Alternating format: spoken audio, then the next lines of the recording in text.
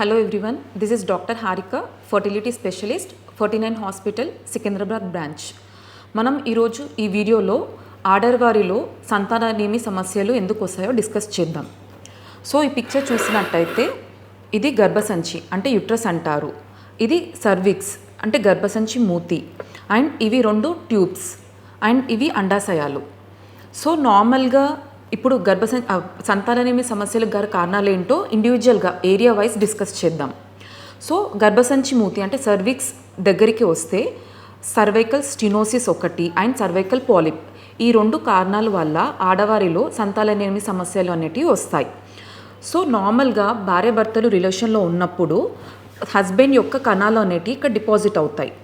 So గర్భసంచి రంధ్రం ద్వారా ఇక్కడ ఏదైతే రంధ్రం కనిపిస్తుందో ఈ రంధ్రం ద్వారా కణాలు అనేటివి గర్భసంచిలోకి వచ్చి అక్కడి నుంచి ట్యూబ్ వరకు వెళ్తుంది.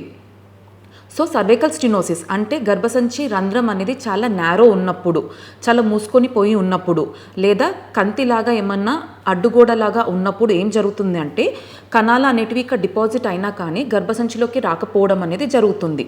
సో దీనివల్ల ఇన్ఫర్టిలిటీ అనేది ఏర్పడుతుంది. అంటే ప్రెగ్నెన్సీ రేట్స్ అనేటివి డెఫినెట్గా న్యాచురల్ నార్మల్ కపుల్తో కంపేర్ చేస్తే తక్కువ ఉండడం జరుగుతుంది. సో నెక్స్ట్ గర్భసంచి విషయానికి వస్తే మెయిన్గా 4 ఫ్యాక్టర్స్ ఉంటాయి. ఫస్ట్ వచ్చేసి endometriosis, second endometrial polyp, third వచ్చేసి ఫైబ్రాయిడ్ అండ్ ఫోర్త్ వచ్చేసి అషర్మన్ సిండ్రోమ్. So first endometriosis. ఈ ఎండోమెట్రియోసిస్ అంటే ఏంటో ఇప్పుడు చూద్దాం. సో గర్భసంచిలో 3 పొరలు ఉంటాయి. లోపల ఉన్న పొరని మనం ఎండోమెట్రియం అంటాం.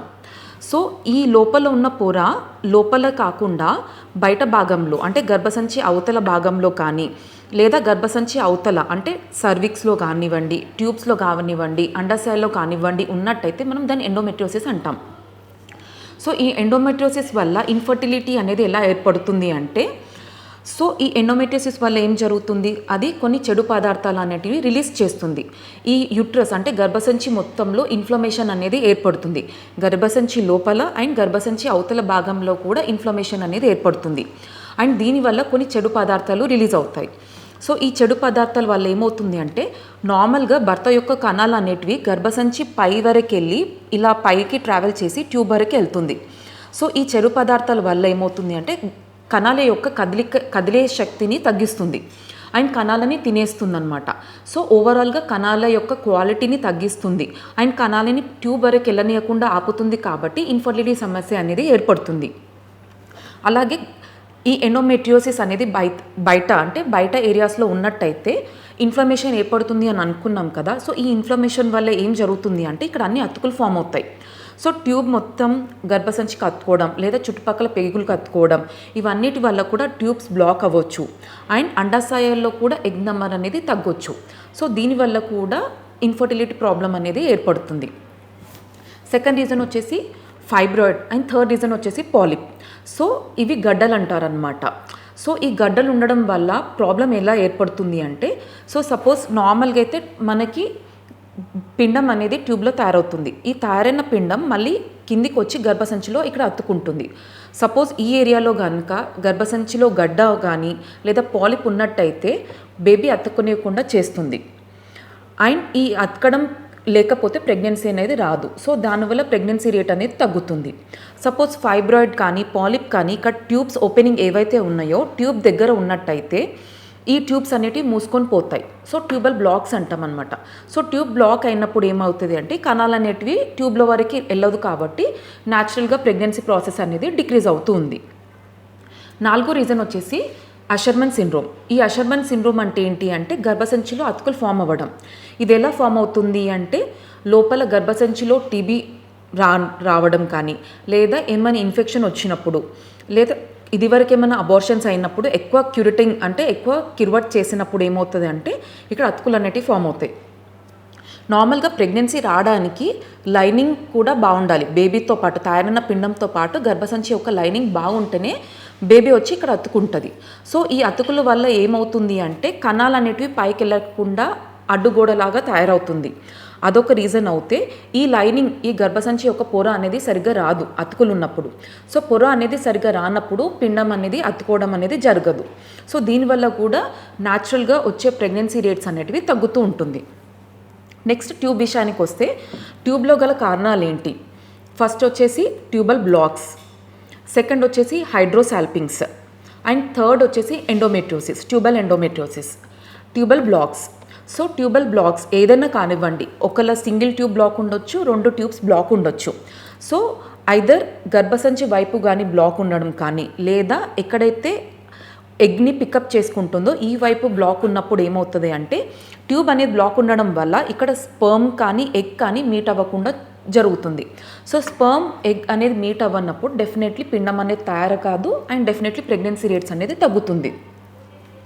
అండ్ మనం ట్యూబ్స్ కూడా 2 వైపు ట్యూబ్ బ్లాక్స్ ఉన్నాయా, సింగిల్ బ్లాక్ ఉందా అనేది చూసుకోవాలి. సెకండ్ రీజన్ వచ్చేసి హైడ్రోసాల్పింగ్స్. ఈ హైడ్రోసాల్పింగ్స్ అంటే ఏంటి అంటే ఈ ట్యూబ్లో మొత్తం వాపు ఉండడం. ఈ ట్యూబ్ బ్లాక్ ఉండడం వల్ల ఏమవుతుంది అంటే ట్యూబ్ లోపల నీరు అనేది సెక్రెట్ అవుతూ ఉంటుంది. సో నీరు అనేది సెక్రెట్ అయినప్పుడు ఈ నీరు అనేది గర్భసంచిలోకి కానీ బయటకు కానీ పోనివ్వకుండా ఈ ట్యూబల్ బ్లాక్స్ అనేది ఉంటుంది. కాబట్టి ఈ లోపలనే ఫ్లూయిడ్ అంతా అక్యుములేట్ అయిపోయి ట్యూబ్ అనేది వాపు లాగా తయారవుతుంది. సో ఈ హైడ్రోసాల్పింగ్స్ ఉండడం వల్ల ఏం జరుగుతుంది, ట్యూబ్ యొక్క ఫంక్షన్ అనేది తగ్గిపోతుంది. అండ్ ట్యూబ్ యొక్క మెయిన్ ఫంక్షన్ ఏంటి, స్పర్మ్ అనేది ఎగ్ అనేది మీట్ అవ్వడం. సో ప్రెగ్నెన్సీ రేట్స్ అనేది డెఫినెట్గా డిక్రీజ్ ఉంటుంది. అండ్ సెకండ్ వచ్చేసి ఈ ట్యూబ్లో ఈ చెడు నీరు అనేది చేరుకోవడం వల్ల ఈ నీరు అనేది ఒక్కొక్కసారి గర్భసంచిలోకి వస్తుంది. సో ఈ చెడు నీరు అనేది ఇక్కడ రావడం వల్ల ఏమవుతుంది అంటే పిండం తయారైనా కూడా పిండం అనేది ఇక్కడికి వచ్చి అతుకదనమాట. సో ఒకవైపు హైడ్రోసాల్పింగ్స్ ఉన్నా ఇంకోవైపు మనకి ఎగ్ రిలీజ్ అయ్యి ట్యూబ్లోకి వచ్చి పిండం అనేది తయారైనా ఒక్కొక్కసారి అతుకోకపోవడానికి ఈ ఒకవైపు ఉన్న హైడ్రోసాల్పింగ్స్ అనేది ఒక రీజన్ ఉండొచ్చు. థర్డ్ రీజన్ వచ్చేసి మనకి ట్యూబల్ ఎండోమెట్రియోసిస్. మనం ఇదివరకు ఆల్రెడీ డిస్కస్ చేసాం. సో ఈ గర్భసంచి యొక్క లోపల పొర ఈ ట్యూబర్కి ఉన్నప్పుడు మనం ట్యూబల్ ఎండోమెట్రియోసిస్ అంటాం. సో ఈ ట్యూబ్ చుట్టూ ఎండోమెట్రియోసిస్ ఉన్నప్పుడు ఏం జరుగుతుందంటే ట్యూబ్ చుట్టూ ఇన్ఫ్లమేషన్ అనేది ఏర్పడి అతుకులు అనేవి ఫామ్ అవుతాయి. సో ట్యూబ్ పెగులకు కానీ గర్భసంచికి కానీ అండాశయాలకు కానీ మొత్తం అతుకోవడం జరుగుతుంది. సో ఈ అతుకోవడం వల్ల ట్యూబ్ యొక్క మెయిన్ ఏదైతే ఫంక్షన్ ఉందో ఈ మొటిలిటీ అంటారనమాట. సో ఈ మొటిలిటీ అనేది కాంప్రమైజ్ అవుతుంది. సో ట్యూబ్ యొక్క ఫంక్షన్ తగ్గినప్పుడు ప్రెగ్నెన్సీ రేట్స్ అనేటివి కూడా డెఫినెట్లీ తగ్గుతాయి. అండ్ ఫోర్త్ ఓవరీ, అండాశయం. ఈ అండాశయానికి వస్తే ఇది main most important factor. So first age, second వచ్చేసి ఎగ్ కౌంట్, థర్డ్ వచ్చేసి యానోవ్యులేషన్. First egg count. నార్మల్గా ఏంటి అంటే usually normal young age couple అంటే అరౌండ్ 30 years ఉన్న వాళ్ళకి మనం స్కాన్లో చూసినట్టయితే ఈచ్ సైడ్ ఒక్కొక్క అండాశయంలో 8 to 10 eggs అనేటివి ఉంటాయన్నమాట. సో ఏజ్ ఇంక్రీజ్ అయిన కొద్దీ అంటే 35 years దాటిన తర్వాత ఎగ్ నెంబర్ అనేది తగ్గుతుంది. ఎగ్ నెంబర్ తగ్గడంతో పాటు ఎగ్ క్వాలిటీ కూడా తగ్గుతుంది. సో ఎగ్ నెంబర్ తగ్గినప్పుడు అండ్ ఎగ్ క్వాలిటీ తగ్గినప్పుడు డెఫినెట్లీ ప్రెగ్నెన్సీ రేట్స్ అనేటివి డిక్రీజ్ అవుతూ ఉంటాయి. అండ్ సెకండ్ వచ్చేసి యానోవ్యులేషన్. యానోవ్యులేషన్ అంటే ఏంటి అంటే యూజువలీ ప్రతి నెల ఏంటి ఒక ఎగ్ అనేది డెవలప్ అవుతుంది, రిలీజ్ అవుతుంది. సో రిలీజ్ అవ్వడం ప్రాసెస్నే మనం ఓవ్యులేషన్ అంటాం. సో యానోవ్యులేషన్ అంటే ఏంటి అంటే ఎగ్ అనేది రిలీజ్ అవ్వకపోవడాన్ని యానోవ్యులేషన్ అంటాం. ఇది యూజువల్గా మనం పీసీఓఎస్లో చూస్తూ ఉంటాం. సో పీసీఓఎస్లో ఏం జరుగుతుంది అంటే మల్టిపుల్ ఎగ్స్ ఉంటాయి, వాళ్ళకి ఎగ్ డెవలప్మెంట్ అనేది ప్రాపర్గా ఉండదు. ఒక్కొక్కసారి ఎగ్ డెవలప్మెంట్ అవ్వకుండానే పీరియడ్స్ కూడా వచ్చేస్తాయి. నార్మల్ ఆడవారి దాంట్లో చూసుకున్నట్టయితే ప్రతి మంత్ ఎగ్ రిలీజ్ అవ్వడం జరుగుతుంది. సో ఒక సంవత్సరంలో వాళ్ళకి 12 సార్లు ప్రెగ్నెన్సీ వచ్చే అవకాశాలు ఉంటాయి. అదే పీసీఓడీలో యూజువలీ మనం చూసినట్టయితే 3 నెలలకు ఒకసారి 4 నెలలకు ఒకసారి పీరియడ్ వస్తుంది. అంటే వాళ్ళకి సంవత్సరానికి 4 సార్లు మాత్రమే ప్రెగ్నెన్సీ వచ్చే అవకాశాలు ఉంటే అది కూడా ఎగ్ రిలీజ్ అయినట్టయితే. సో ఈ యానోవ్యులేషన్ వల్ల కూడా మనకి ప్రెగ్నెన్సీ రేట్స్ అనేటివి తగ్గుతాయి అన్నమాట. నెక్స్ట్ ఇవి కాకుండా అదర్ ఎండోక్రైనాలజికల్ రీజన్స్ అంటే థైరాయిడ్ సమస్య ఉన్న వాళ్ళకి కానీ ప్రొలాక్టిన్ ఎక్కువగా ఉన్న వాళ్ళకి కానీ ఇలాంటి అన్ని కండిషన్లు ఏం జరుగుతుందంటే ఎగ్ రిలీజ్ అయ్యే ప్రాసెస్లో ఎఫెక్ట్ పడుతుందన్నమాట. యానోవ్యులేషన్ అంటే ఎగ్ సరిగ్గా డెవలప్మెంట్ అవ్వకపోవడం, ఎగ్ అనేది సరిగ్గా విడుదల అవ్వకపోవడం అనేది జరుగుతుంది. సో దీనివల్ల కూడా ప్రెగ్నెన్సీ రేట్స్ అనేటివి తగ్గుతూ ఉంటాయి. సో యూజువలీ చాలామంది కపుల్కి ఏంటి అంటే ఒక డౌట్ ఉంటుంది. సో ఎప్పుడు ఇన్ఫర్టిలిటీ స్పెషలిస్ట్ని మేము కన్సల్ట్ అవ్వాలి అని చెప్పేసి. సో యూజువల్లీ ఎంగేజ్ కపుల్ అంటే లైక్ 30 years అరౌండ్ 30 అంటే బిలో 35 years ఉన్న వాళ్ళు ఏంటి అంటే 1 year వరకు కూడా వాళ్ళు ట్రై చేసి అంటే ఫ్రీక్వెంట్గా వితౌట్ ఎనీ కాంట్రసెప్షన్ ట్రై చేస్తున్నప్పుడు అంటే 1 weekలో ఒక 3 times అట్లా కలిసినా కూడా ప్రెగ్నెన్సీ రాలేదు 1 year వరకు కూడా అన్నప్పుడు 1 year తర్వాత they should consult fertility specialist. అదే లేట్ మ్యారేజ్ అంటే 35 ఇయర్స్ తర్వాత మ్యారేజ్ చేసుకున్న కపుల్, సో వాళ్ళు మాత్రం ఓన్లీ షార్టర్ డ్యూరేషన్ అంటే 6 months వరకు ట్రై చేసినా కూడా, ఫ్రీక్వెంట్గా ట్రై చేసినా కూడా ప్రెగ్నెన్సీ రావట్లేదు అంటే మాత్రం డిలే చేయకుండా వెంటనే ఇన్ఫర్టిలిటీ స్పెషలిస్ట్ని కన్సల్ట్ అవ్వాలి. అండ్ ఇప్పుడు రీసెంట్గా చాలామంది couple due to financial issues కానివ్వండి, జాబ్ ఇష్యూస్ కానివ్వండి, ఇవన్నిటి వల్ల ప్రెగ్నెన్సీ అనేది పోస్ట్పోన్ చేసుకుందాం అనుకుంటూ ఉంటున్నారు.